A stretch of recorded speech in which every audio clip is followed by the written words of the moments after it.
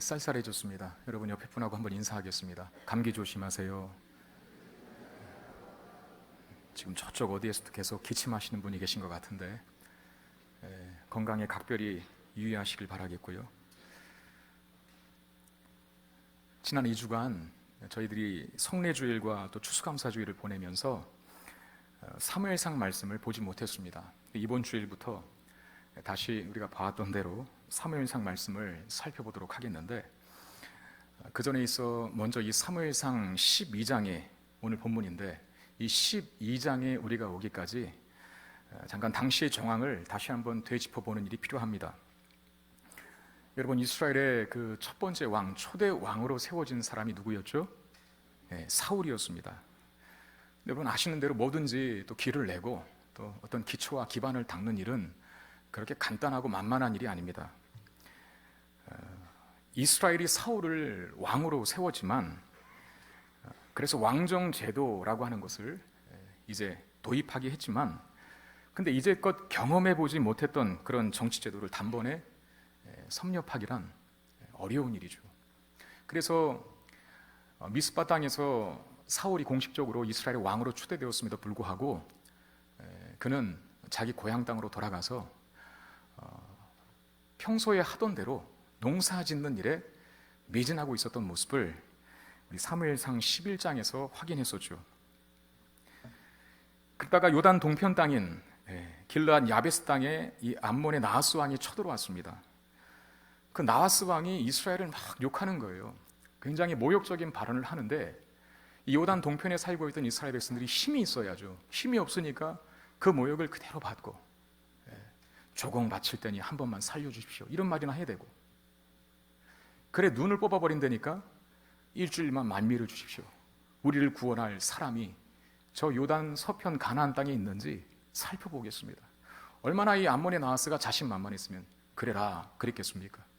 그리고 요단 서편 땅인 이 가나안 땅에 살고 있는 이스라엘 백성들에게 사신을 보내게 되는데, 지금 요단 동편에 길르앗 야베스 성읍이 포위가 되었다라고 하는 전령들을 보내면서 그 소식을 들은 이스라엘, 요단 서편에 살던 이스라엘 백성들은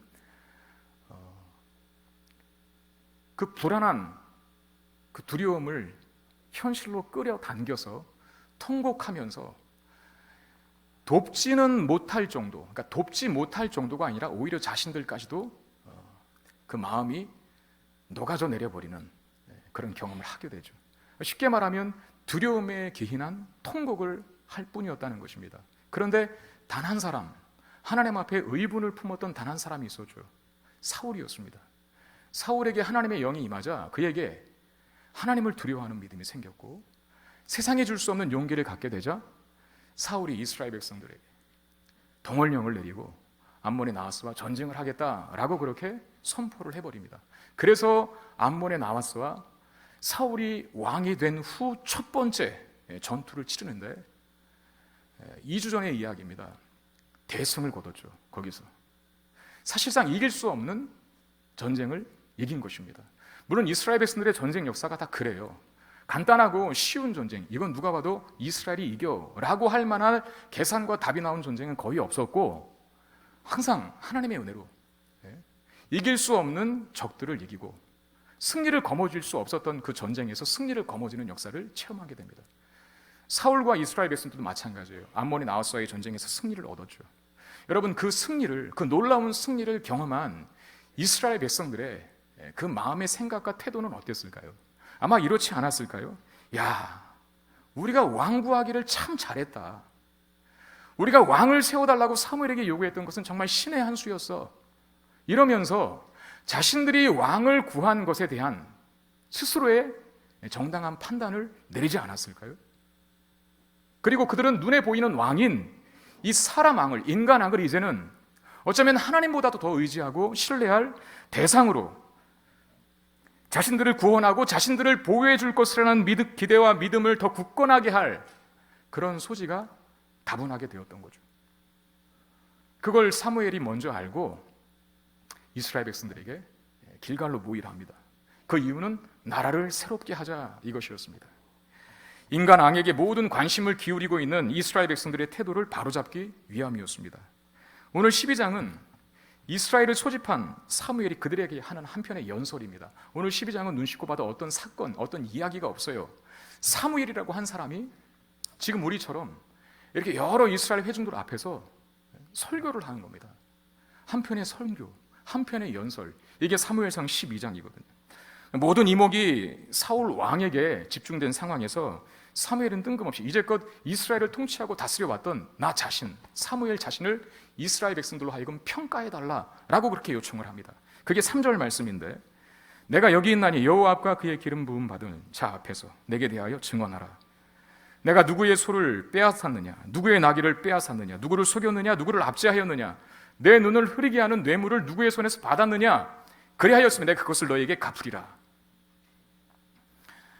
5가지 항목을 검증의 잣도로 제시를 하는데, 사무엘이 이스라엘 백성들을 다스렸을 때 내가 너희들 소를 빼앗은 적이 있어? 내가 너희들 나귀 빼앗은 적이 있어? 내가 너희들을 속이고 압제하고 그리고 뇌물 받아 먹은 적이 있어? 라고 묻는 겁니다. 이 3절을 원문으로 보면 동사 중에 그 카라우, 라카으라고 하는 단어가 굉장히 반복되는데, 그게 무슨 뜻이냐면 취하다라고 하는 뜻입니다. 취하다, 취하다, 취하다. 근데 사무엘은 취하지 않았다라고 얘기를 해줘.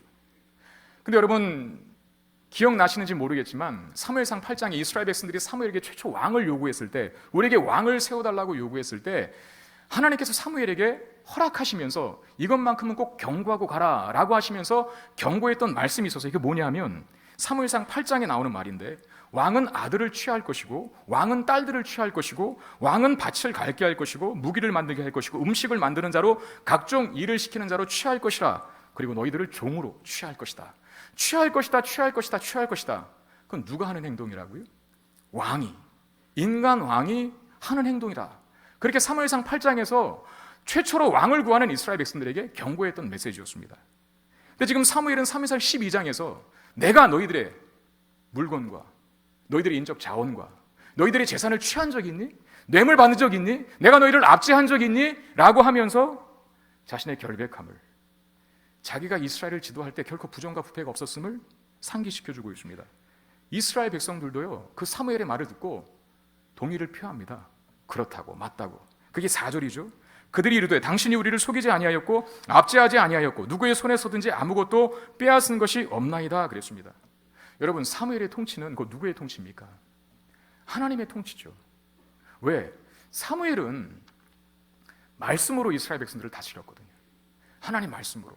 그러므로 사무엘의 통치는 하나님의 통치예요. 하나님이 이스라엘 백성들을 통치하실 때 하나님이 불공평하게 너희들을 대한 적이 있냐? 없다는 거죠.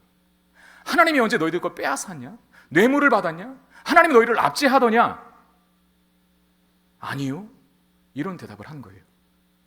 사무엘이 무언 중에 암묵적으로 한마디 더 하죠. 근데 왜? 그 다음 말 뭐겠어요? 왜 다른 왕을 구해? 이거죠.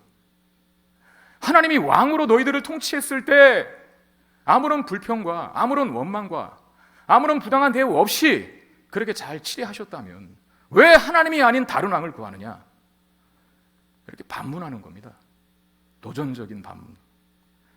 이제 사무엘은 하나님이 이스라엘을 위해 행하신 의로운 일에 대해서 진술을 하는데, 자, 6절과 7절 말씀 보면 사무엘이 백성에게 이르되 모세와 아론을 세우시며 너희 조상들을 애굽 땅에서 인도하여 내신 이는 여호와시니 그런즉 가만히 서 있으라.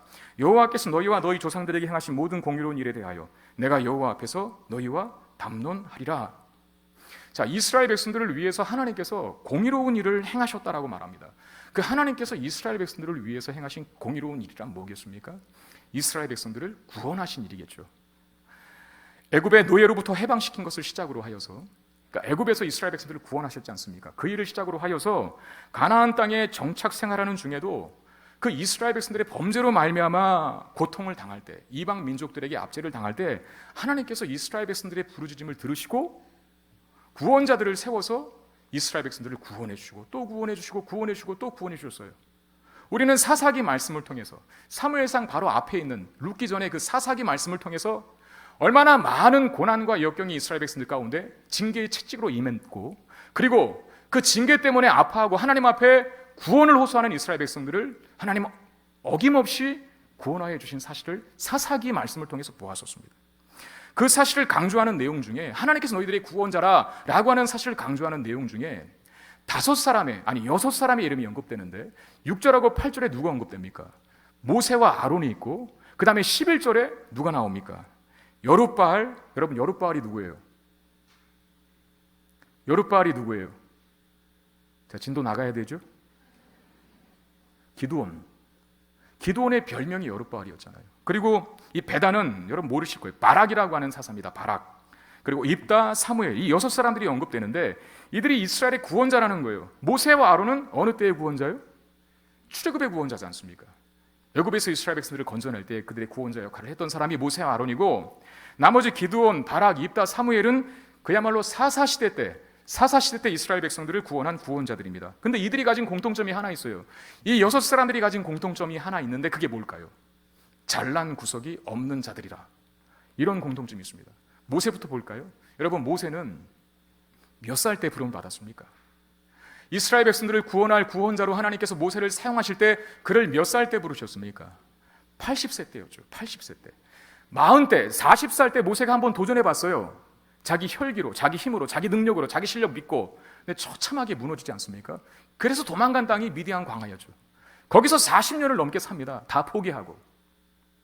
신앙이고 뭐고, 영적인 것이고 뭐고 다 잃어버리고 그냥 하루하루 하나님 앞에 푸념 떨면서 불평하면서 이렇게 살아가는 인생에게 하나님 40년이 걸려서야 찾아오셔서 이제 네가 이스라엘 백성들을 구원해라 라고 명령하십니다. 그때 모세가 아멘 했습니까? 안 했잖아요. 왜 이제 와서 힘 빠지고 머리 하얘졌는데 도대체 생각이 있는 분이 하나님 맞다면 왜 이제 와서 저를 부르십니까? 전 못합니다. 그렇게 반대하고 불평했던 모세였습니다. 하나님께서 겨우 설득하셔서 사용된 인물, 설득하다 못해 하나님이 좀 약간 협박도 하셨거든요. 그랬더니 갔던 사람이 인물, 이 모세입니다. 그리고 아론은 모세의 동역자인데, 여러분, 아론이 어떤 전적을 가지고 있었습니까? 많은 잘못된 전적을 갖고 있지만 그 중에 특별히 2가지가 있어요. 하나는 그가 금송아지를 만든 주범이었습니다. 아론이 이스라엘 백성들의 은금을 다 모아서 불에 넣어 녹여 그걸 가지고 조각칼로 새겨 송아지 형상을 만들었던 사람이 아론입니다. 근데 나중에 모세가 그거 보고 대노하지 않습니까? 그리고 아론을 직접적으로 질책합니다. 당신 도대체 뭐 하는 사람이냐고. 내가 없으면 당신이 똑바로 해야 되지 않냐고. 담임 목사가 부재했을 때 부목사가 똑바로 해야 되잖아요. 부목사가 잘못한 거예요. 막 지적합니다. 그랬을 때 아론이 무슨 핑계를 댄 줄 아세요? 아니, 내가 한 게 아니라 그냥 은금 폐물을 주길래 그거 받아서 불덩어리 속에 넣었더니 이렇게 뿅 하고 금송아지가 나타났네. 자기 변명, 책임 전가, 이런 전적을 갖고 있었던 사람이 아론이죠. 그리고 결정적으로 아론은 모세를 반역한 사람이었습니다. 미리암과 함께 모세의 지도력에 대항했던 전적을 갖고 있던 사람이 아론이. 그리고 사사시대 때 지도자였던 이 여룻바알, 기드온이었죠. 포도주 틀에서 타작을 한 사람이었습니다. 여러분, 군대 가면 이등병 때에는, 저 때는 그랬습니다. 매점도 마음대로 못 가죠. 가장 먹고 싶은 게 초코파이입니다. 어떻게 하다가 초코파이 한 상자가 뭐 면회를 왔거나 아니면 어떻게 소포가 이렇게 배달되었을 때 그거 가지고 어디로 튀어갔는지 아세요? 네. 그거 이 웃돌이 속에다가 탁 넣고 화장실로 갑니다. 그 화장실 안에서 혼자 초코파이 한 통을 다 까먹는 거예요. 소심하죠. 걸릴까 봐. 지금 기드온이라고 하는 사람이 최초로 하나님께 부름 받았을 때 그가 어떤 행색을 하고 있었냐면 포도주 틀에서 타작을 하고 있어요. 포도주 틀에서 타작은 못합니다. 왜냐하면 그 좁은 틀에서, 타작은 확 뚫린 넓은 마당에서 이 바람이 껍데기들을 다 날려보내야 타작을 하는 거거든요. 근데 좁은 밀폐된 공간에서 타작을 했다라고 하는 것은 무슨 뜻이냐면 그때 당시 이스라엘 백성들을 괴롭혔던 미디안 족속들이 겁이 나서 숨어서 타작한 겁니다. 그런 소심한 사람이 기드온이었어요. 이스라엘을 구원하라라고 하는 하나님의 명령에 현실을 한탄하고 처지를 비관합니다. 하나님이 살아계시다면 왜 우리가 지금 이 모양 꼴로 삽니까? 라고 대적했던 사람, 이게 기드온이었어요. 상당히 불신앙적인 사람이었고, 그리고 베단이라고 하는 사람이 나오는데 이 바락을 말합니다. 바락은 여러분 여사사인 드보라, 이 드보라를 정말 의지했던 인물 중에 하나예요. 여러분 성경에서 오해 말고 들으세요. 여자가 부각될 때에는 남자들이 남자 노릇을 제대로 못하고 있을 때 여성이 드러나는 겁니다. 가나안의 군대 장관인 시스라의 일전을 벌일 때에도 바락이 뭐라 그랬는지 아세요? 드보라가 일어나 가라라고 했는데도 당신이 가면 가고 안 가면 안 갑니다. 여자 치맛자락에 치마폭에 쌓여서 운신하지 못하는 그런 사사가 바로 바락이었어요. 입다는 또 어떤 사람이었습니까? 기생의 아들이었어요. 비주류였고 결국 그는 주류들의 모함 때문에 쫓겨나게 되죠. 그래서 불량배들과 함께 어울리면서 마치 임꺽정처럼 산적의 두목처럼 숨어서 생활했던 사람이 입다입니다. 그리고 사무엘, 마지막 사무엘이 등장하는데 여러분 사무엘은 어떤 사람입니까? 불임의 고통을 안고 있는 그 어미 한나에게서 태어난 사람이 사무엘이었죠. 제가 여러 번 말씀드렸지만 그 한나가 불임의 고통을 겪고 있다고 하는 것은 한 여성, 한 가정의 개인의 불행이 아니라 그랬습니다. 그 시대에 영적 생명력을 상실한 그 시대의 아픔을 대변한 인물이라는 거예요. 영적인 죽음을 상징하는 그 시대 속에서 태어난 한 사람이 누구냐면 바로 사무엘이었죠. 여러분 보십시오. 모세나 아론이나 기드온이나 바락이나 입다나 사무엘이나 다 이들의 공통점은 잘난 구석이 없는 사람들. 우리는 일반적으로 그렇게 이해하고 넘어가요. 아, 이들은 난세의 영웅들이었나 보다. 아니요, 절대 그렇지 않습니다. 그들이 가진 실력으로 큰일을 행했다고 보기 어려운 자격을 가진 사람들이었습니다. 모세나 아론이나 또 입다나 바락이나 기드온이나 사무엘이나 자격이 없었지만 조건이 안 됐지만 위대한 일을 해냈어요. 그러면 하나님 뭘 말씀하시는 걸까요? 실력이 있는 사람들을 뽑아 당신의 일을 하신 것이 아니라 미련하고 모자라고 자격 없고 그런 사람들을 세우셔서 위대한 일을 결실하실 때에는 결국 그 일을 누가 했다는 것을 드러내시기 위함이겠습니까? 하나님이시죠. 내 자녀가 초등학교 때도 늘 1등해요. 중학생 때도 또 1등하네요. 고등학교 때 가니까 또 전교 1등을 하네요. 그리고 서울대학 수석으로 합격했어요. 그러면 여러분 하나님께 영광 돌릴까요? 아니잖아요.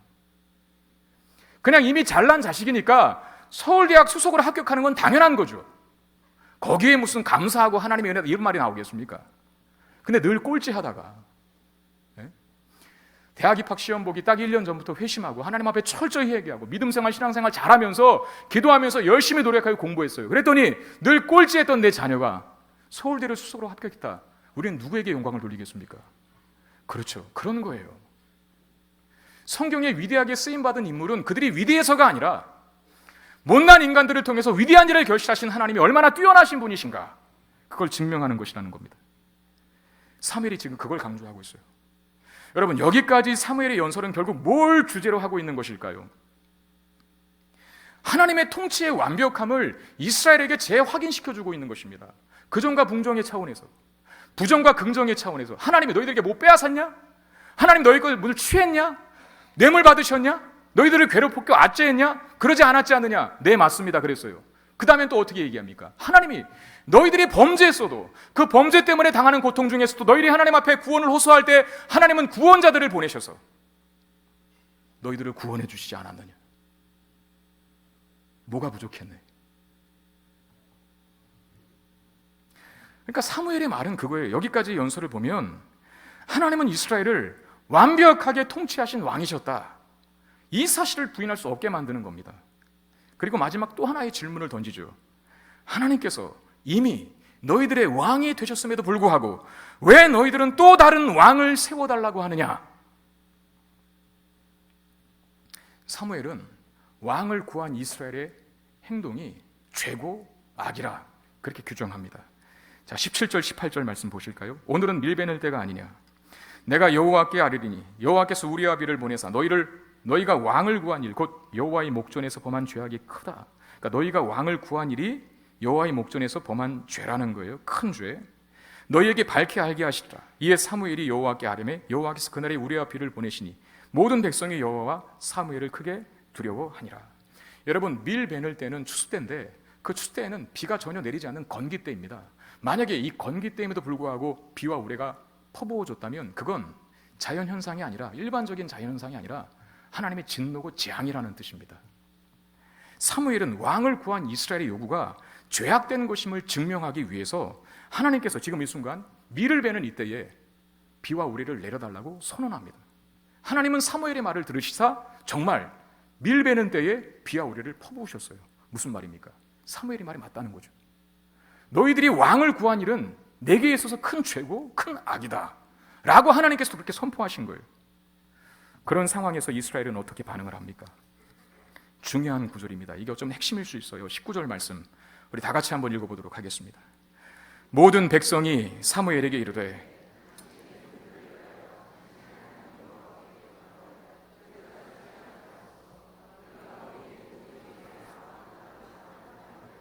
여러분 이 말을 보세요.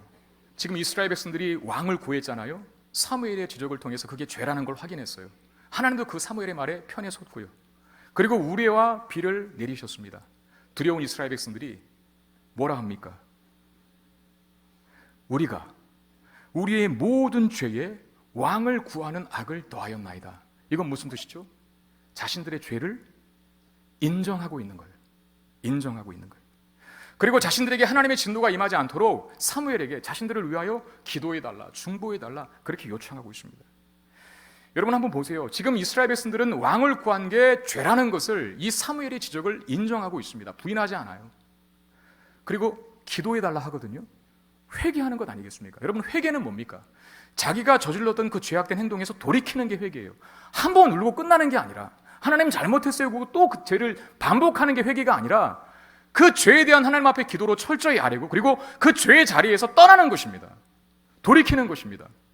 이스라엘이 왕을 구한 것이 죄라는 것을 인정했다면 그리고 회개했다면 그럼 그 다음 수순은 상식적으로 여러분들이 상식적으로 생각할 때 어떤 다음 수순이 밟아져야 할까요?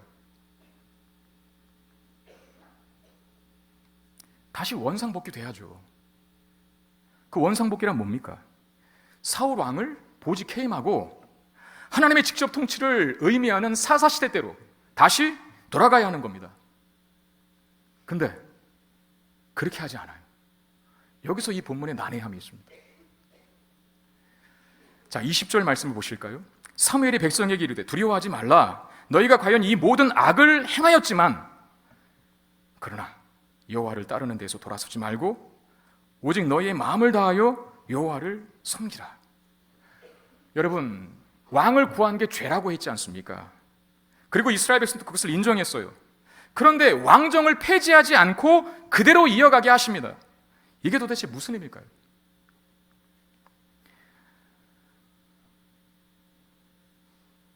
의미는 이것입니다.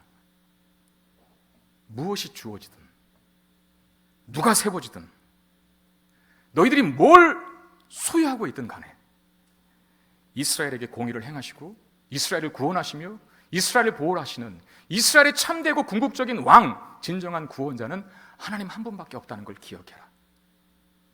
이게 핵심입니다. 뭘 가지든 뭘 누리든 어떤 발전된 시대가 오든 이스라엘의 구원자는 하나님 한 분뿐이라는 사실을 잊지 말고 살아라 라고 하는 것이죠. 그러니까 이 12장의 사무엘의 연설의 핵심은 하나님이 아닌 다른 어떤 것도 의지할 대상이 아니다. 구원자로 삼지 말라라고 하는 겁니다. 왜? 하나님이 아닌 다른 어떤 것도 결코 인간에게 유익을 주거나 인간에게 구원을 줄 수 없기 때문에 그렇습니다. 그게 21절 말씀인데 21절에 뭐라고 되어 있습니까? 한번 보십시오. 돌아서서 유익하게도 못하며 구원하지도 못하는 헛된 것들을 따르지 말라. 그들은 헛되니라 그랬습니다.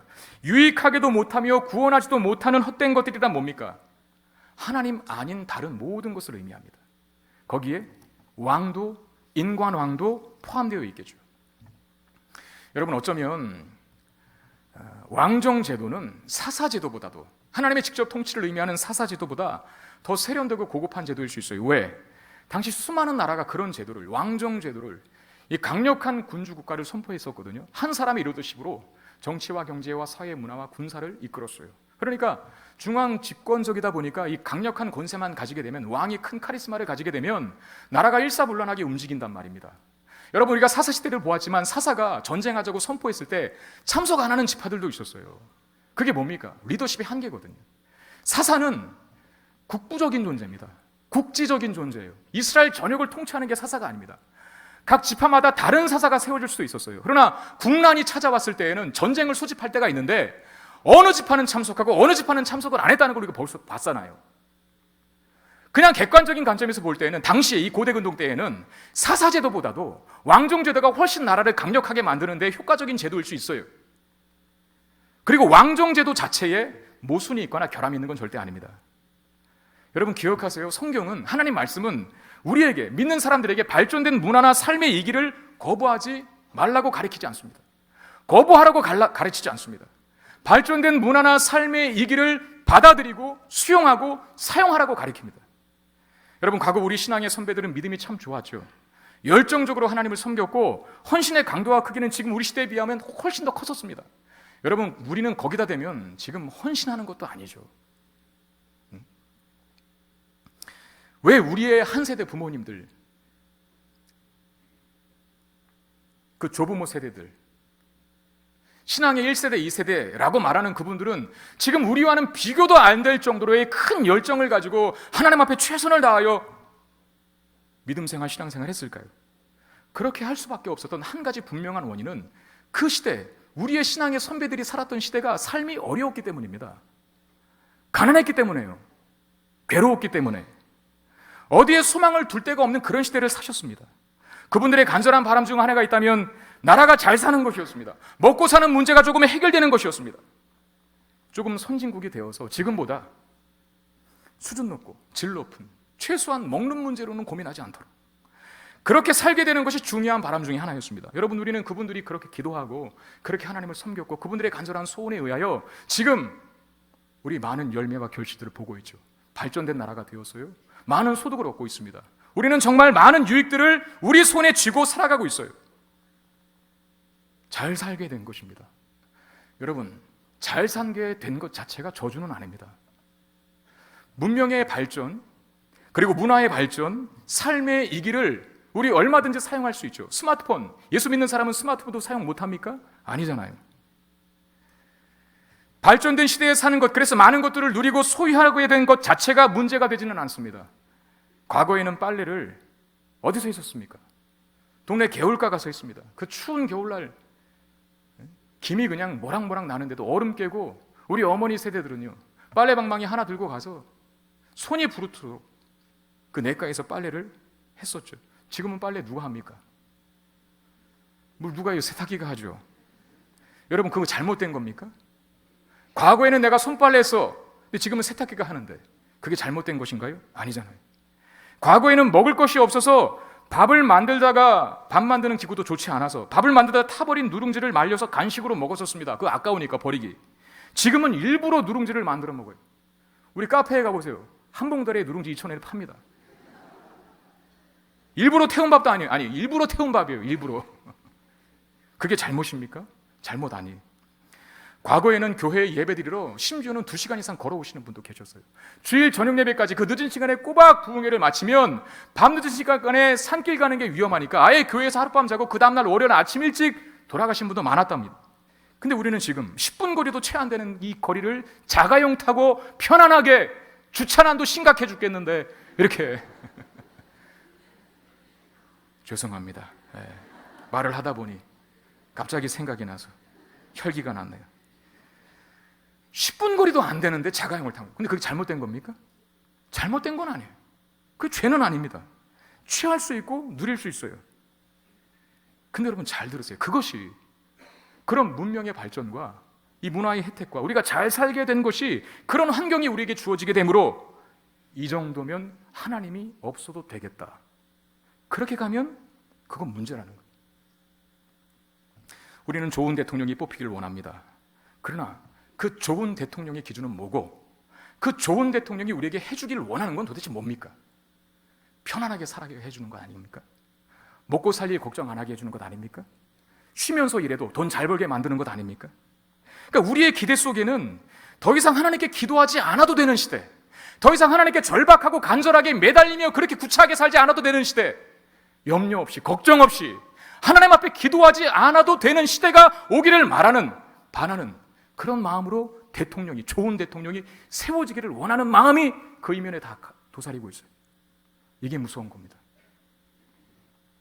저는 제가 목회가 힘들 때마다 10년 후를 생각해 봅니다. 그때가 되면 지금보다는 좀 낫겠지 라고 하는 기대를 갖게 되거든요. 근데 제가 그 기대를 가만 분석해 봤어요. 제가 가는 그 기대, 10년 후가 되면 뭐가 달라질까? 지금은 때로는 내 경험과 연륜이 모자라고 또 환경이 받쳐주지 못해서 사실 늘 살얼음판을 걷는 심정으로 목회할 때가 많거든요. 근데 10년 후가 되면 뭐가 안정될 것 같은 거예요. 내 경험도 늘어나고 내 연륜도 늘어나고 또 교회도 어떤 시스템들이 잘 갖추어지게 되고 뭐가 잘 적응되고 시스템도 세워지고 연륜도 쌓이게 돼서 편해질 것에 대한 기대라는 걸 제가 발견했어요. 10년 후가 기다려지는 내 목회를 사실상 저는 제가 조금 더 편해질 것에 대한 기대였다는 거예요. 근데 만약에 그렇게 됐을 때 정말 경험도 쌓이고 연륜도 쌓여서 교회도 시스템도 잘 세워져서 제가 지금처럼 살얼음판을 걷는 심정으로 목회하지 않아도 되는 그때에 저의 위험은 뭐겠습니까?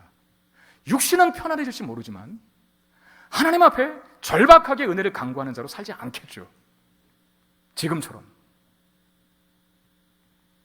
이 또한 지나가리라 라고 하는 노래가 있습니다. 찬양입니다. 그 노래를 부르고 듣고 있으면 굉장히 큰 위로가 됩니다.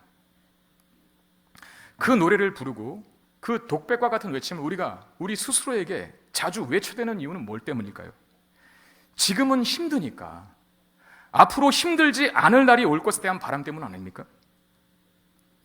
그러나 우리가 우리의 삶이 편안해져서 하나님께 더 이상 구하지 않아도 하나님께 더 이상 절박하게 엎드리지 않아도 되는 그런 날이 오기를 기다리는 것이라면 우리는 지금 이스라엘이 왕을 구한 죄와 동일한 죄를 범하고 있다는 사실을 기억해야 돼요.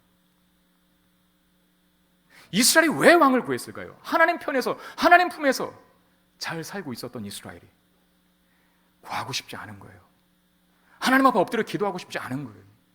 자신들이 죄인이 아니라 자신들의 실력으로 은혜로 사는 자가 아니라 자신들의 능력으로 살아가는 것을 스스로에게도 그 민족에게도 확인받고 싶어서 왕을 구한 거예요. 오늘 보면 우리에게 질문을 던지고 있습니다. 우리의 삶이 편해져도 많은 것을 누리고 소유하고 있어도 하나님은 여전히 나의 왕이시고 그분 앞에 내가 절박히 엎드려 은혜를 간구하는 자로 살아갈 수 있겠는가? 라고 하는 이 질문을 우리 모두에게 이 본문은 던져주고 있는 거예요. 당신이 잘 살아도 많은 것 소유해도 원하고 바라던 목적과 꿈을 이루어도 그때도 여전히 하나님 앞에 절박하게 무릎 꿇고 은혜를 간구하는 자로 살 자신 있는가? 우리는 그렇다라고 대답할 수 있을지 모르겠습니다. 그러나 제가 진단해 드리겠습니다. 우리가 하나님을 향한 간절함과 절박함을 점점 이뤄가고 있다면 우리는 이미 우리 안에 하나님이 아닌 다른 왕을 세워가고 있기 때문이라는 것, 우리 그걸 알아야 합니다. 하나님 앞에 기도 생활이 게을러진 것, 하나님 앞에 은혜를 간구하는 죄인된 삶으로 살아가는, 자신이 하나님의 은혜 없이는 단 한 수가도 살 수 없는 죄인이라고 하는 인식을 점점 갖게 되는 것이 희박해지게 될 때 우리는 기도하지 않습니다. 우리는 말씀 의지하지 않습니다. 왜? 살만한데 왜 하나님 의지합니까? 내 실력으로도 충분히 살아갈 수 있다고 믿고 있는데 왜 기도하겠습니까? 그게 독이라는 거죠. 그게 우리가 구하는 다른 왕이 무엇인지 우리 각자는 잘 알 것입니다. 나를 안도하게 하고 나를 안심하게 하고 나를 지켜줄 것 같은 하나님이 아닌 그것이 바로 하나님이 아니라 하나님 몰아내고 내가 구하고 싶은 왕인 것이죠. 사무엘은 집요하게 이스라엘의 죄인됨을 고백하게 만들었습니다. 19장 하반절에 그렇게 되어 있지 않습니까? 우리가 우리의 모든 죄에 왕을 구하는 악을 더하였나이다. 결국 이 고백, 이스라엘의 이 고백을 받아내기 위하여 사무엘이 긴 연설을 하게 된 것이거든요. 이스라엘의 죄인됨을 인정하도록 만든 이유, 이게 왜 필요했는가요? 여러분, 죄인임을 인정한다는 것은 하나님의 은혜를 간구하는 자로 산다는 것과 같은 의미 아닙니까? 하나님의 은혜를 간구하는 자로 살아야, 그 은혜를 누리는 자로 살아야 인간은 진정 그 안에서 진정 인간답게 그리고 행복하게 만족하게 살 수 있습니다. 하나님의 은혜, 하나님이 왕 되셔서 인간에게 부어주시는 은혜와 평강이 아니면 오늘 본문 21절에서 지적했던 너희들이 구하는 하나님을 제쳐두고 그 자리에 세운 그 어떠한 왕도 너희들을 지켜주지 못하는, 유익되게 못하는, 구원하지 못하는 헛된 것이라 라고 경고하고 있는 이유가 이 때문입니다. 여러분, 무엇을 얻든지 무엇을 소유하든지 여러분들이 어떤 위치에 오르든지 하나님 앞에 엎드려 은혜를 구하는 자로 살 수 있게 되기를 바랍니다. 여러분들이 소유하고 있는 그 무엇이 우리를 살게 하는 것이 아니라 그 무엇은 무엇이 있겠습니까? 돈일 수도 있고 내 실력일 수도 있고 잘 나가는 자녀일 수도 있고 보장된 내 미래일 수도 있거든요. 그게 우리를 살게 하는 것이 아니라 하나님이 우리를 살게 하시는 거예요. 그것만 할 수 있다면 하나님 왕정제도를 허락하십니다. 발전된 문명을 받아들이려 하십니다. 그런데 잊지 말아야 할 것, 그 속에서도 결국 궁극적인 구원자는 하나님 한 분밖에 없다는 걸 이스라엘 백성들은 기억해야 한다는 것이죠. 말씀 맺겠습니다. 제 이메일에 자주 날라오는 이 스팸 메일이 하나 있어요. 광고성 메일이죠. 제목은 이래요.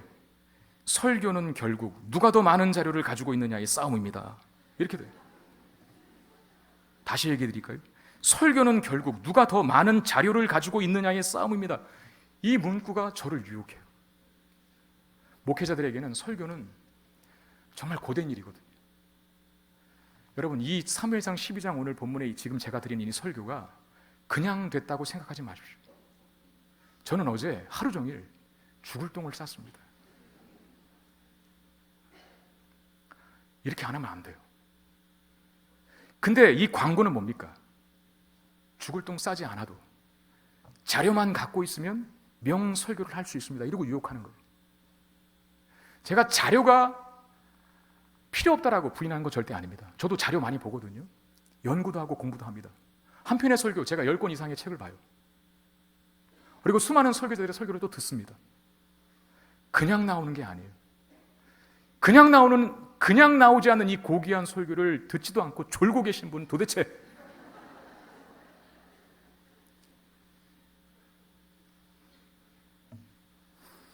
여러분, 그러나 자료가 많다고 명설교가 되는 건 아닙니다.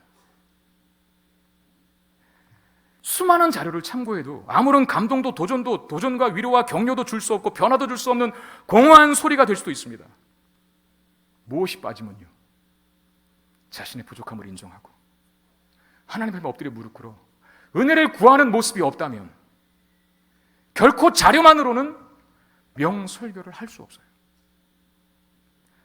아무리 자료가 좋아지고 성경 프로그램이 획기적으로 발전되어도 변하지 말아야 할, 저 같은 설교자가 변하지 말아야 할, 갖고 있어야 할 불변의 행동이 있어요. 이게 뭡니까? 하나님 앞에 나의 부족함을 인정하고 하나님 오늘도 도와주십시오. 하나님 말씀을 전달하는 그 사명을 제가 잘 감당하기를 원합니다. 일주일에 열심히 치열하게 살다가 이 주일 아침에 나온 성도들이 빈손으로 돌아가지 않도록 도와주십시오. 도전받고 위로받고 격려받고 세상을 살아갈 힘을 담대히 얻어가는 이 예배의 시간, 말씀의 시간이 되게 하여 주옵소서. 그리고 엎드려 기도하고 성령이 내 안에 충만하게 역사하기를 기도하고 서는 거예요. 뭐가 쥐어져도 무엇을 소유해도 이것만 있으면 하나님 없어도 돼가 아니라 그게 다 있어도 여전히 우리에게 궁극적으로 필요한 것은 하나님의 은혜밖에 없다는 거예요. 왜? 시대가 발전하고 문명이 발전하고 우리의 지식이 높아져도 여전히 우리는 죄인이잖아요. 하나님의 은혜 없으면 살아갈 수 없는, 연명할 수 없는 죄인이잖아요. 그걸 기억하고 살라는 것입니다. 하나님 없이 내가 할 수 있는 영역이 있다고 생각하지 마십시오. 하나님의 도우심과 은혜를 바라며 사십시오. 하나님께서 다스려 주시는 나의 삶에, 우리의 삶에 진정한 안식과 평안이 누려지게 될 것입니다. 이 복된 자리에 저와 여러분들이 있게 되기를 주의 이름으로 축원드립니다. 하나님 감사합니다. 오늘도 우리에게 귀한 은혜